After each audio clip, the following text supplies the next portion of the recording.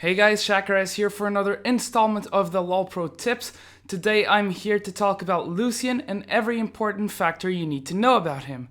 If you want to check out a guide for Lucian, the LoLpro one is already up in the site, and the guide author will be tuning it up as he plays the champion more and when the champion is released.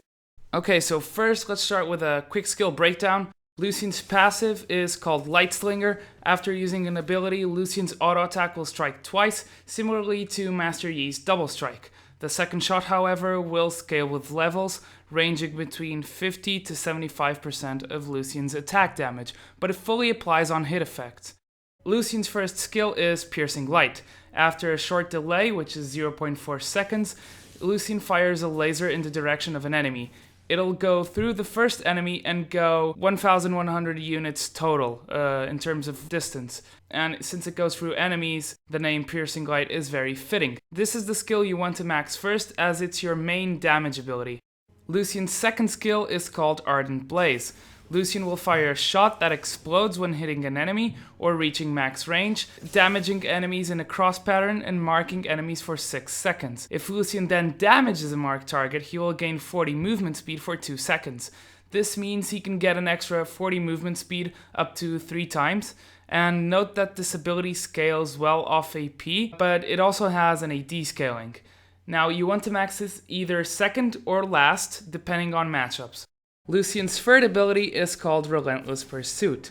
Lucian will dash to a location exactly like Graves. However, instead of giving bonus attack speed, the ability will remove all slowing effects, similarly to Evelyn's ability. So it's a kind of mix between Graves and Evelyn. It also removes attack speed slows if they are grouped with the movement speed slows, so like Nunu's Ice Blast or Nasus's Wither. Lucian's ultimate is called the Culling. First look you think misfortune, but it's the complete opposite. Lucian can only hit one target with this ultimate, however he can move freely when casting, but he'll have one direction locked in. These free movements include Flash, Dark Passage, or even Relentless Pursuit. This ability scales both off of attack damage and ability power. Attack speed will also increase the number of shots up to 34 at max rank and max attack speed. To prevent abuse, Sword of the Divine will not work with Lucian's ultimate, and the same goes for Muramana. Now that we have that out of the way, let's take a look at Lucian's important base stats. Starting with range, he sits at 550, similarly to most of the marksmen or range carries if you prefer. I took this off Reddit, link to the original artist is in the description.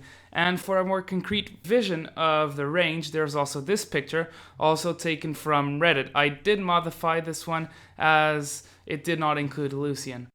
Now, onto his other stats.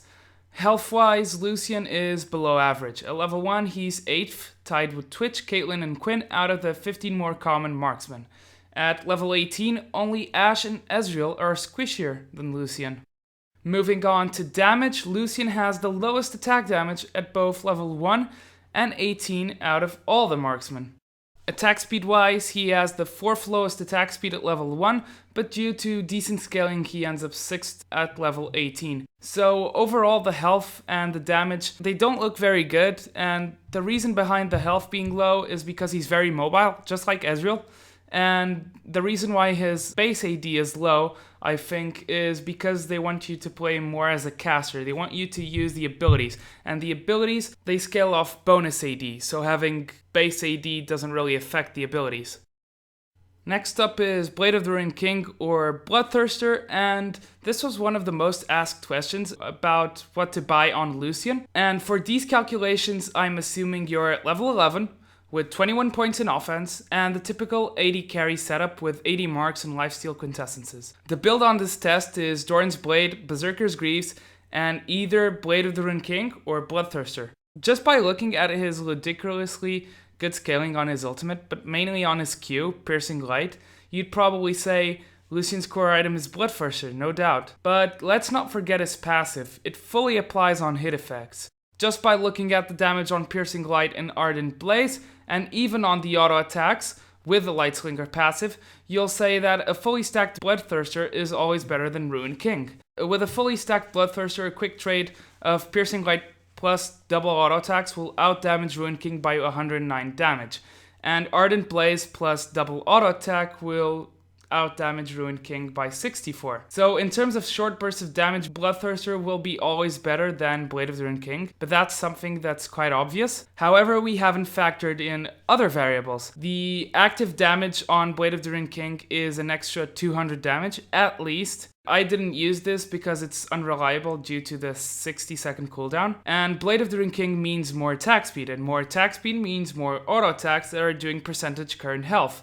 However, your targets aren't sitting ducks, so it's a very difficult value to measure. Speaking of attack speed, Lucian's ultimate scales off of it. The more you have, the more shots your ultimate will fire. Assuming the build I posted before, you'll have 16 shots with Bloodthirster and 18 with Blade of the Ruined King. Of course, that each Bloodthirster shot will hit harder, but Blade of the Ruined King makes it less forgiving to miss a shot or two. Overall, the damage difference, assuming you hit everything, is 228. So yet again, Bloodthirster seems to beat Blade of the Ruined King, right?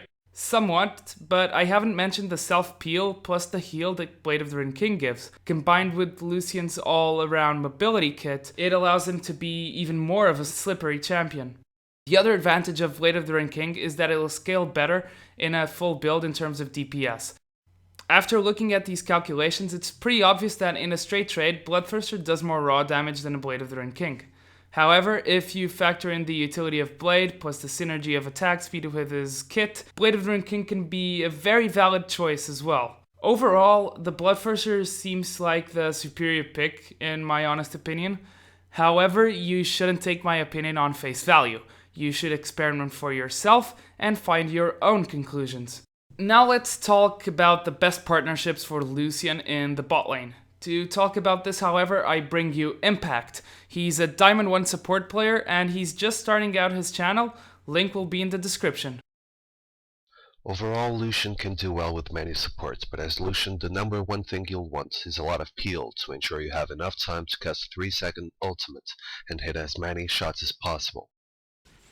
First off is Thresh, and although this isn't really a good lane lore-wise, the champions fit very well. Thresh can use Flay, Death Sentence and Box, all to prevent a given target from jumping onto Lucian. The other added bonus of Thresh is that Lucian can actually grab the lantern while ulting.